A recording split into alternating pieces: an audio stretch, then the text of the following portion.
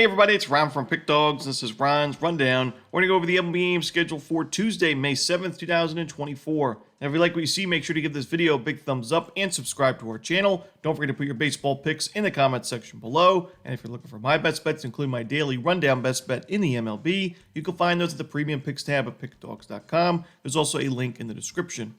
Alrighty, here we go. Here are the games for Tuesday in Major League Baseball. First up, we see the Texas Rangers taking on the Oakland Athletics. We're going to see Ross Stripling for the home team, no official starter for the Rangers. We mentioned that Ross Stripling is definitely pitching better recently. His last two games, both victories for the Oakland A's. The last game against the Pirates, it was 6 innings of shutout baseball. He only had the 2 strikeouts. His strikeout numbers aren't great this year, but quality start, only 3 base hits, no walks, and a shutout win, 4-0 for the A's. And I would say overall the A's have been trending in the right direction in the last few weeks or so, but this to me is a tough matchup with how well the Rangers offense has been against righties overall this season and the last couple of weeks. To me, I just don't know if Stripling has enough in this game to be able to get another win for the A's. And on the other side, the Rangers, if it's a bullpen game, the bullpen, while not my favorite to back, it's actually improving recently. Their expected numbers right around league average. Their ERA is at 4.07 going into Monday's game, and then the xFIP at 3.94. So decent numbers there. I honestly think that the A's, their offense, while it's been better than we expected, is still one of the weaker ones in the American League. And I think the Rangers do enough offensively early in this one to take care of business and grab the W on the road. I'm going to go with the Texas Rangers on the money line in this one. Next up, the Detroit Tigers taking on the Cleveland Guardians. Kenta Maeda and Logan Allen are your starters. Kenta Maeda, another starting pitcher similar to Stripling, who had a slow start to the year, but has started to pick it up in recent games. His last 2 starts, 11 innings, 1 run, no walks, and 10 strikeouts in 2 Tigers victories. I think he pitches pretty well here. It's a tough matchup against the Guardians. They do a great job of limiting strikeouts, but I think if Maeda can go 5 to 6 decent innings, he gives his team a great shot to win this one because Logan Allen on the other side has struggled this year. He's got that ERA above 5. He's not really pitching deep into ball games. His pitch count gets up there really early, and the Guardians don't really like to push him more than about 90 to 95 pitches, and he's only gone more than 6 innings once this year. In the last 4 games, last 5 games, none of those were more than 6 innings. So I worry about that. Even his last game against the Astros, which was solid on paper, 5 2/3, a 2 earned run baseball, he still gave up a home run in the end. He still gave up 7 base hits, and it was still an 8-2 Guardians loss. So to me, the value lies with the Tigers in this one. The Guardians have a great bullpen, and giving the game to the bullpen early doesn't seem like a bad idea for a team like Cleveland. But you do put a lot of pressure on that bullpen when you're forcing them to enter the game in the 5th or 6th inning and have to go the rest of the way. And Detroit's bullpen's solid as well, so I'm going to go with the Tigers on the money line. Next up, we see the Los Angeles Angels taking on the Pittsburgh Pirates. Patrick Sandoval and Quinn Priester are your starters.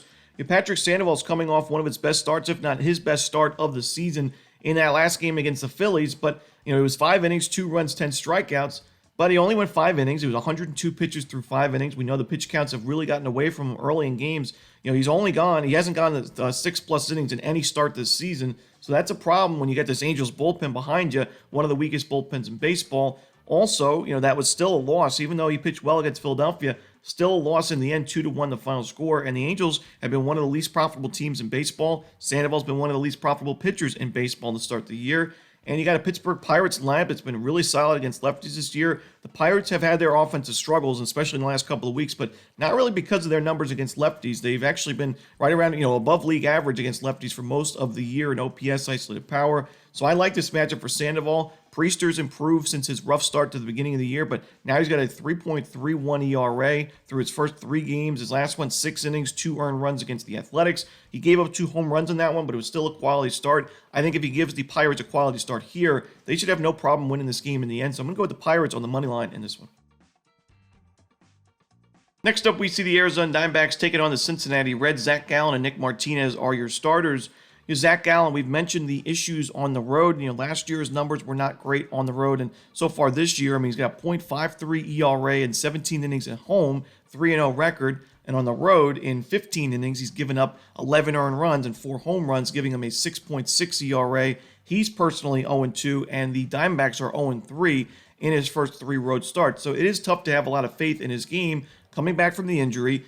Pitching on the road at Great American Ballpark, a very hitter-friendly ballpark, against a powerful Reds lineup, but I still think he's the better option in this game compared to Nick Martinez, how many times have I mentioned this season, I don't consider him a viable starting pitching option at the major league level. He's been solid as a reliever and throughout his career and so far this year, but as a starter, he's just not as effective. His last 2 starts against the Phillies and Padres, it was 11 innings combined of 17 base hit, 10-run baseball. 8 of those were earned, a home run to go with it, only 6 strikeouts. He's been able to miss a lot more bats as a reliever, so I'm going to lean towards the over in this game. I also think Arizona takes this one. I think Gallen bounces back. Give me Arizona on the money line.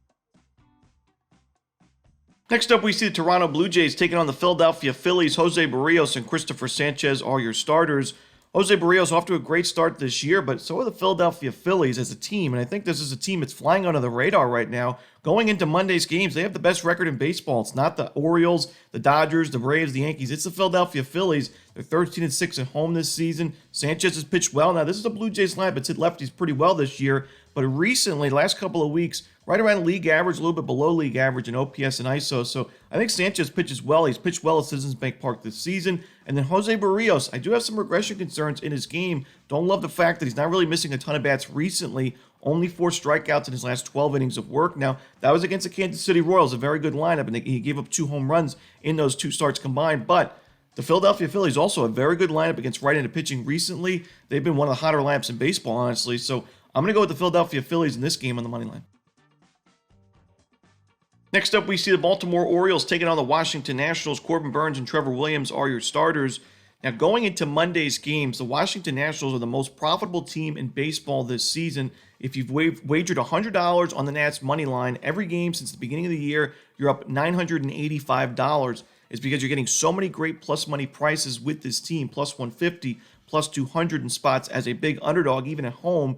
And the Nationals have been a lot better than average or expected going into the year. A lot of people expected them to be, one of the worst records like they were last year because they didn't make a lot of changes in the offseason, but their team is developing nicely, and here they are, a competitive team in the National League.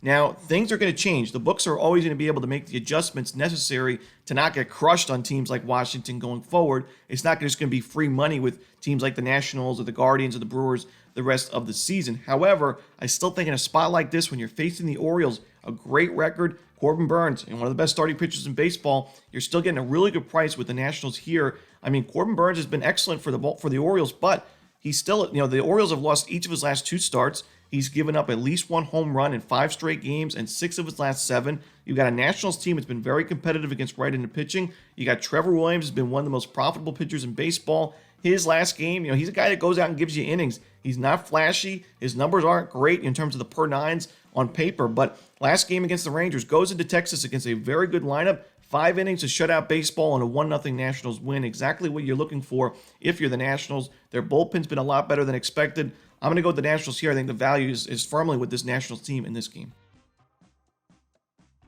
Next up, we see the Chicago White Sox taking on the Tampa Bay Rays. Mike Soroka and Zach Eflin are your starters. I do have my concerns with Zach Eflin's game right now. He's somebody that's similar to Bailey Ober, throws a lot of strikes. They don't really miss the zone too often. They don't put a lot of guys on via the walk, which is good, but sometimes you throw too many strikes, and those strikes go right over the heart of the plate, and they can be hit for, very sharply like we see in the last couple of starts. Eflin giving up a home run in the last game to the Brewers and one to these White Sox back on April 26th. And, he's given up 15 base hits in his last 11 2/3, 7 earned runs to go with it. I will say, though, last year Eflin was really, really strong at Tropicana Field. And, so far this year, a majority of his starts have been on the road, where he's got that ERA just below 5. But at Tropicana Field, an ERA at 3.44. I think he bounces back here. I still mention my concerns with him in the Rays bullpen, but the Rays have also been, as a team, a lot better at Tropicana Field. They face Soroka, who I also don't have a lot of faith in, and a White Sox bullpen I think is one of the weaker ones in baseball. So I'm going to lean towards the over in this game. Like I said, a little bit hesitant backing Eflin, but I think the Rays win this one in the end. I'm going to lay the 1.5 runs with Tampa Bay. Next up, we see the Boston Red Sox taking on the Atlanta Braves. We're going to see Reynaldo Lopez and Cutter Crawford as your starters.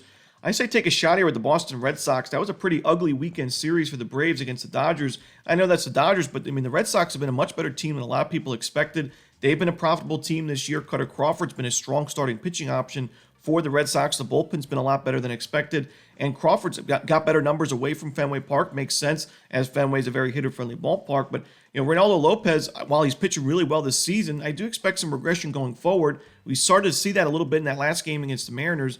5 innings, 3 earned runs, and a home run. Didn't pitch deep into that ball game. I think the Red Sox get to him for a few runs, and I think the value, getting a really good price here with Boston, that's where I'm headed. So I'm getting the Red Sox on the money line. Next up, it's the Houston Astros taking on the New York Yankees. Justin Verlander and Luis Gil are your starters.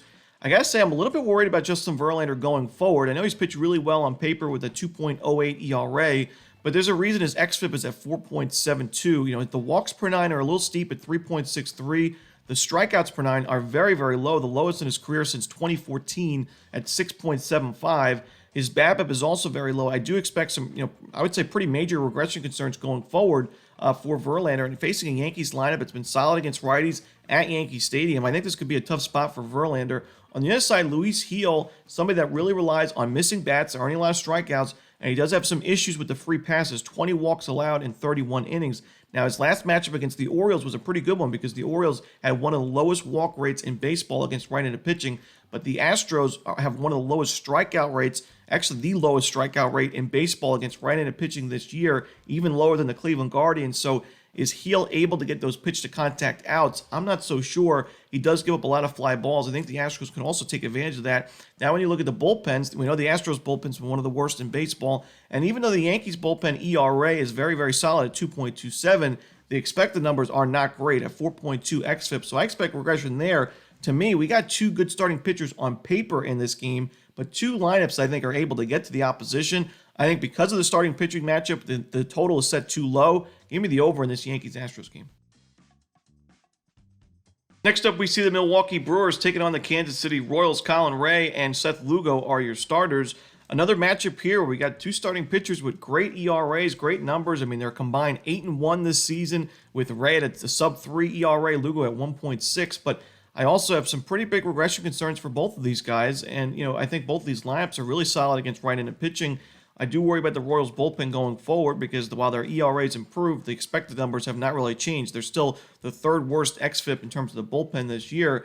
I like the over in Kauffman Stadium, especially a more hitter-friendly ballpark. The Royals do a great job at limiting strikeouts against right-handed pitching. I think they get to Ray early in this one. Lugo has been somebody that, recently his numbers have, the strikeout numbers have really picked it up against the Tigers and the Blue Jays, but two pretty weak lineups. I think the Brewers get to him for a few runs. He's been able to get out of a lot of jams this year. And while that's great, it's not really sustainable. It's not a sustainable way to pitch as a starting pitcher. So give me the over in this Brewers-Royals ballgame. Next up, it's the San Diego Padres taking on the Chicago Cubs. No official starter for San Diego, but Shota Imanaga should be going for Chicago. And it's tough to go against the Cubs when he's been pitching on the mound this year. I mean, he's personally 5-0. The Cubs are 6-0 in his starts. He's just been very consistent, right around a strikeout per inning, limits sharp contact, limits the walks.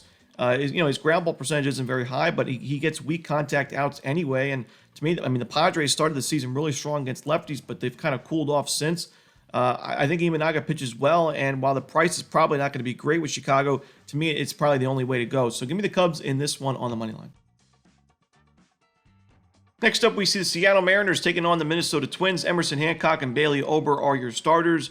After a really rough spring training and start to the regular season, Bailey Ober has settled in very nicely for Minnesota. He's pitching deeper into ball games. He's got at least 6 innings in each of his last 4 starts. He's also, while it's a small sample size, pitched really well at Target Field this year at home. 11 innings of 2-run baseball. It's a 1.64 ERA, 13 strikeouts to go with it. So his strikeout numbers have been really solid at home this year. We mentioned the concerns of sometimes leaving pitches over the heart of the plate. He does struggle to find a put-away pitch at times, and teams can take advantage of that. But I think Ober, even if he gives up a home run or 2 in this game, should be fine, should still be the better starting pitching option compared to Hancock on the other side. The Twins' offense has been red hot against lefties and righties, and the bullpen's still one of the best in the league, and they add in Duran, even more dangerous. So give me the Minnesota Twins in this game on the money line. Next up, we see the St. Louis Cardinals taking on the New York Mets. Jose Butto and Miles Michaelis are your starters. We saw the same pitching matchup on April 26th at Citi Field. It was a 4-2 win for St. Louis. Michaelis pitched well in 5 2/3, while Butto struggled in 5 2/3, giving up 4 earned runs and 2 home runs. For me, I'm going to go with St. Louis here. I think they have the better bullpen in this one. Michaelis, while he has not been great this year, he's certainly improved his last 2 starts, that game against the Mets and then a quality start against the Detroit Tigers. I'm going to lean towards St. Louis on the money line in this one. Next up, we see the San Francisco Giants taking on the Colorado Rockies. Kyle Harrison and Dakota Hudson are your starters. Now, I think the Giants have the starting pitching advantage in this game, but that's about it. I mean, this is a pretty brutal spot for San Francisco compared to the Rockies, who get the day off on Monday, prepare for this series, while the Giants have to play in Philadelphia on Monday afternoon, go to Colorado. Kyle Harrison's never pitched at Coors Field. The Giants' bullpen's not been outstanding enough for me to think it's going to be a lockdown final few innings, if it's a close game late. And like I said, I don't love backing Dakota Hudson and with a Coors Field ERA just below 9, but if he can give them some decent innings and at least keep this game rather close to the first 5 innings, the Rockies have been able to chip away at some deficits at Coors Field this year and find some W's. I mean, this team is 18 games below 500 overall, but only 5 games under 500 at home this season. They've just been a lot more competitive at Coors Field, not just this year, but in the last decade or so. So I'm going to go with the Colorado Rockies in this game. I think the value is with the home team in Colorado. Next up, it's the Miami Marlins taking on the Los Angeles Dodgers, the final game for the Tuesday card in Major League Baseball. Edward Cabrera and Yoshinobu Yamamoto are your starters. I got to go with Los Angeles in this game. Cabrera has struggled this year in the starting pitching role, an ERA above 6. That last game against Colorado, 4 innings, 4 earned runs, and a home run with 4 walks to go with it. We know he's got great strikeout stuff, but he's given up 9 earned runs now in his last 8 1/3 innings with 2 bombs and 6 walks to go with it. And the Dodgers are just crushed right into pitching, especially recently. But overall this season, Yamamoto's been very sharp after a rough start to the year, and spring training, he has been much better since. I'm going to go with the Dodgers in this game and lay the 1.5 runs to end the night. And that's it. Those are the games for Tuesday in baseball. Hope you enjoyed this video. If you did, don't forget to hit that like button and subscribe, and put those baseball picks in the comments section below. Again, if you're looking for my best bets, you can find those at Pick Dawgz Premium. As always, this is Ron Romanelli. Good luck.